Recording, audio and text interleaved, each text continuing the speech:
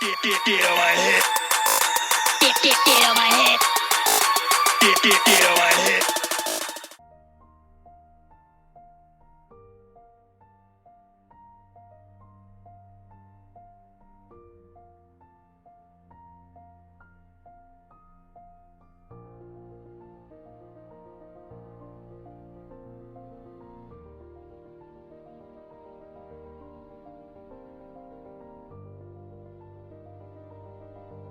Kompensasi merupakan suatu bentuk imbalan yang diberikan kepada karyawan sebagai imbal jasa terhadap pekerjaan yang mereka lakukan sebagai karyawan. Kompensasi dapat berupa finansial dan non-finansial. Kompensasi finansial dapat diberikan secara langsung, berupa upah, gaji, komisi, atau bonus. Kompensasi finansial secara tidak langsung dapat diberikan seperti jaminan sosial, asuransi PHK, asuransi kesehatan, pensiun pelayanan karyawan, uang tambahan misalnya, uang resiko atau bahaya, dan perbedaan shift kerja. Kompensasi non-finansial dapat diberikan berupa penghargaan, jabatan, kondisi kerja, atau keberagaman keahlian pekerjaan dengan identitas, tugas, kemudian lingkungan pekerjaan seperti kebijakan karyawan yang kompeten dan teman kerja. Adapun tujuan kompensasi, yang pertama, memperoleh SDM yang berkualitas, yang kedua, mempertahankan karyawan yang ada, yang ketiga, menjamin keadilan pada setiap karyawan, yang keempat, mengendalikan biaya program kompensasi yang wajar, kemudian kompensasi yang seharusnya memenuhi aturan pemerintah yang berlaku, kemudian penghargaan terhadap perilaku terbuka, dan kemudian transparan kepada karyawan untuk mengetahui terhadap program kompensasi yang ada sehingga karyawan merasa termotivasi.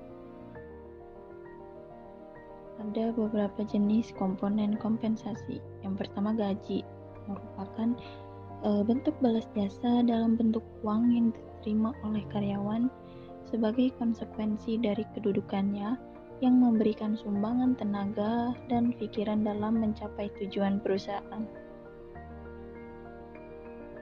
Yang kedua yaitu upah, merupakan imbalan finansial langsung yang dibayarkan kepada karyawan berdasarkan jam kerja, jumlah barang yang dihasilkan, atau banyaknya pelayanan yang diberikan. Yang ketiga merupakan insentif, yaitu imbalan langsung yang dibayarkan kepada karyawan karena kinerjanya melebihi standar yang ditentukan. Yang keempat yaitu kompensasi tambahan atau fringe benefit, merupakan kompensasi yang diberikan berdasarkan kebijakan perusahaan terhadap semua karyawan sebagai upaya meningkatkan kesejahteraan pada karyawan. Contohnya asuransi, tunjangan, uang pensiun, dan lain-lain.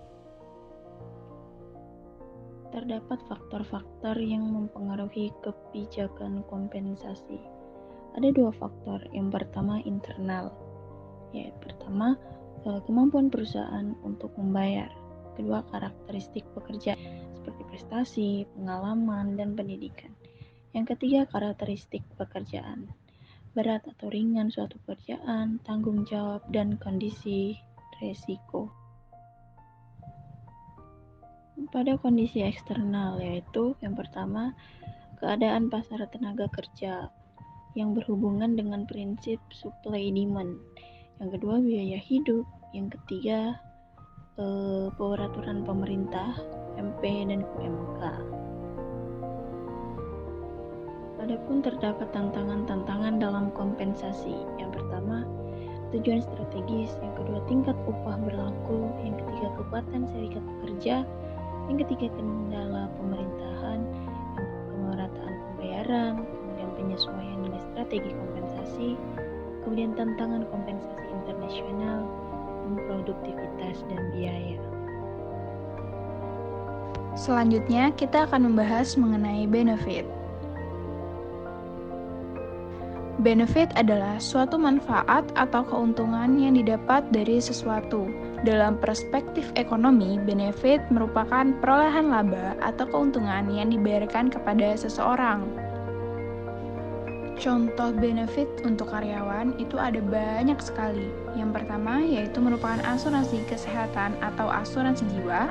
Yang kedua yaitu asuransi pensiun. Yang ketiga asuransi tenaga kerja. Lalu selanjutnya bayaran di luar jam kerja seperti liburan, hari besar, cuti tahunan hingga cuti hamil. Lalu diberikan fasilitas seperti kendaraan berupa motor atau mobil dari perusahaan tersebut, keanggotaan klub, ruang kantor yang nyaman, dan tempat parkir yang khusus. Selanjutnya kita akan membahas mengenai payroll atau sistem penggajian. Apa yang dimaksud dengan payroll atau sistem penggajian dalam perusahaan? Banyak sekali yang mengatakan bahwa sistem payroll merupakan sistem penggajian yang lebih modern di zaman sekarang ini, apalagi di zaman era digital seperti ini. Payroll memudahkan bagian administrasi atau human resource dalam suatu perusahaan dalam meningkatkan gaji kepada seluruh karyawan di setiap bulannya. Terlebih lagi bagi perusahaan berskala besar yang memiliki jumlah karyawan hingga ratusan bahkan ribuan, akan sangat sulit jika menghitung secara manual saat memberikan gaji kepada karyawan. Dalam sistem payroll, nantinya karyawan akan diberikan detail mengenai komponen gaji yang diberikan oleh perusahaan. Misalnya uang lembur, uang makan, tunjangan transportasi, potongan pajak, dan BPJS. Dengan hal itu, dapat membantu karyawan, utama karyawan baru dalam memahami setiap detail gaji mereka per bulan. Manfaat dari payroll adalah untuk mengetahui laporan gaji bulanan dan menghemat waktu. Bagi seorang karyawan, salah satu manfaat dari payroll adalah untuk mengetahui laporan gaji keuangan tiap bulannya. Payroll memberikan gambaran yang lebih jelas kepada karyawan mengenai berapa persentase potongan pajak dan BPJS serta gaji bersih yang diterima pada setiap bulannya.